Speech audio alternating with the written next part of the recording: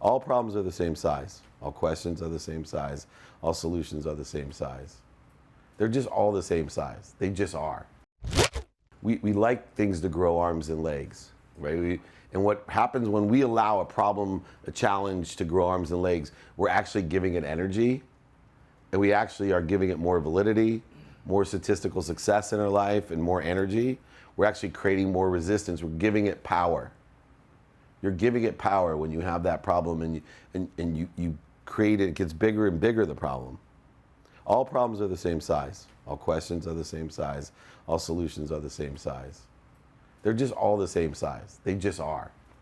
So how do we frame it? For me, I've learned to frame, if there's something that's really bothering me now, a challenge, I use a catalytic framework in order to suppress the challenge and give it no energy. So I'll say, what if, I adore my mom, as everyone knows. I could barely talk about her without crying. She's done so much for me. What if this problem, someone told me, you got 6 months to solve this problem or we're going to kill your mom? Would I solve that problem? Would it be a big deal to me? No, I go ahead and solve it. There's nothing, my conviction would be way up here and my convenience would be way down here. Nothing would stop me from overcoming that challenge. If that was the framework that they put me in. You don't overcome this, this challenge, keeping your business in business for the next 6 months, your mom dies. I guarantee you my business will be in business. A quick framework can shift our perspective not only in time, but in importance of what we're doing and take away all the energy of the problem. Relating back to rule number 6. Raise your hand if you know rule number 6. Don't take yourself so seriously. Don't take yourself so goddamn seriously. I had a stutter. I know. If you use rule number 6 when things get so stressful in your personal relationships or professional relationships, in your conviction. Now, when you tell yourself, don't take yourself so seriously, it also works the other way, that if you take yourself so seriously, we like to reward ourselves when we take ourselves too seriously.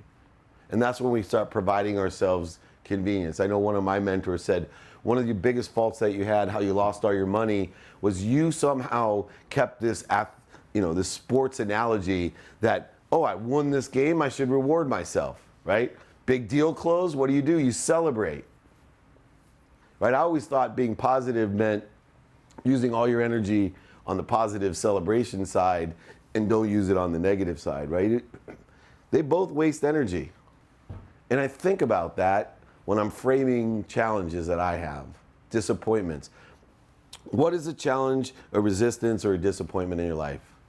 Anybody have a definition for me? How would you define it, Jeremy? Something you're putting negative energy towards. Something you put negative energy for. Jesus, you have one? Anyone else? I would suggest you look at every problem, challenge, resistance that you have in your life, is that this occurrence is not what I planned. Now, if you look at it in that direction, you frame it into the context that this is occurring and it's not what I planned. Right? I got a flat tire. My wife left me. Somebody passed away. My kid barfed on me. There's a million things you can say that can happen that you don't plan, that ruin days, weeks, months, years, and lives. I just had a friend commit suicide, and he was one of these people that allowed things to ruin his day, his week, his month, his year, and now his life. All framework. And I used to just tell him, dude, it's just things are happening in your life that you're not planning. But when things happen in your life that you're not planning, you immediately say, the world is against me. Why me? This sucks. It is all determined on who you believe is executing your plan. If you believe you are all-knowing and omniscient and that you already have all the lessons of the universe figured out and you have lived to your potential, then I say, yes, I would be very agitated, aggravated, frustrated, and even negative if it wasn't going as planned. This is where faith comes into play for me.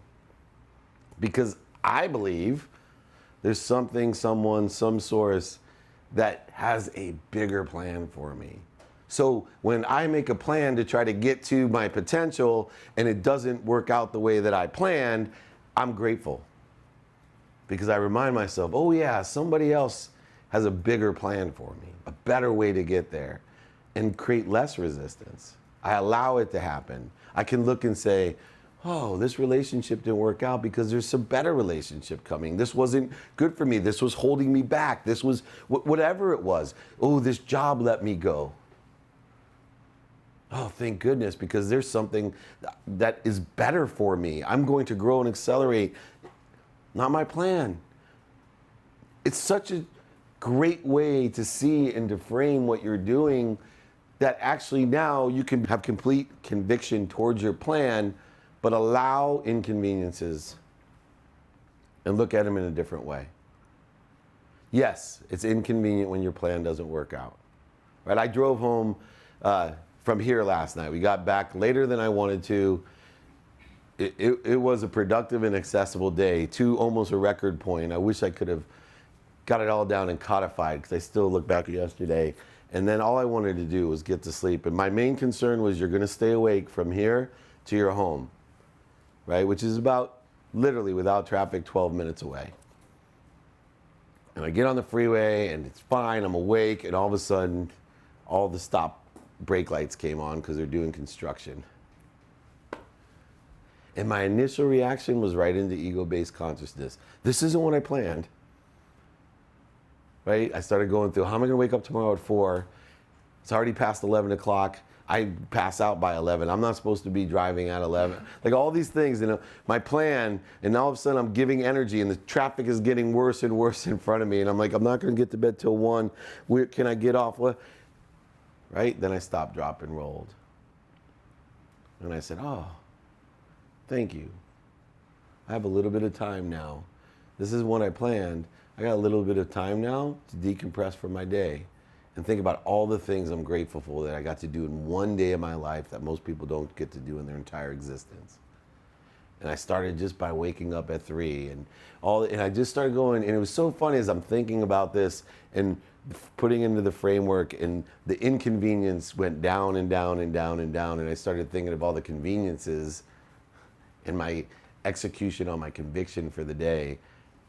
And ironically, when I did so, all the traffic, I never understood traffic. I don't know how a Harvard civil engineer could explain it to me, but why all of a sudden it would just open up. Have you ever been stuck in traffic and be like, why am I get it when you pass by a looky-loo accident. I get that, or someone's in the middle of the street, but I just don't get why all of a sudden, if it's 2 lanes and everyone's going 15 miles an hour, all of a sudden it'll just open up to 65. But it did.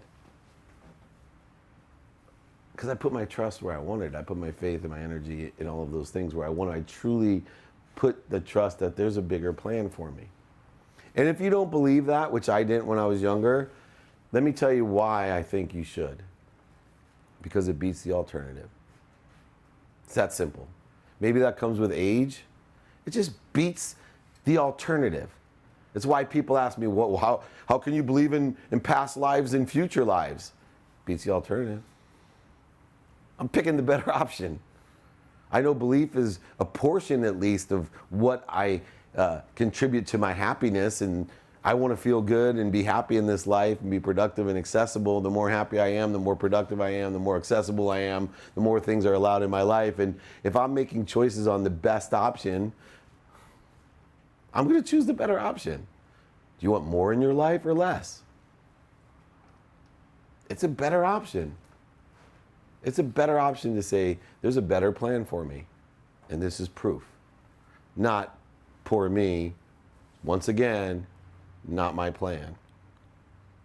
I love the success in my life, the happiness in my life, because when you connect the dots backwards, it proves and validates what I believe.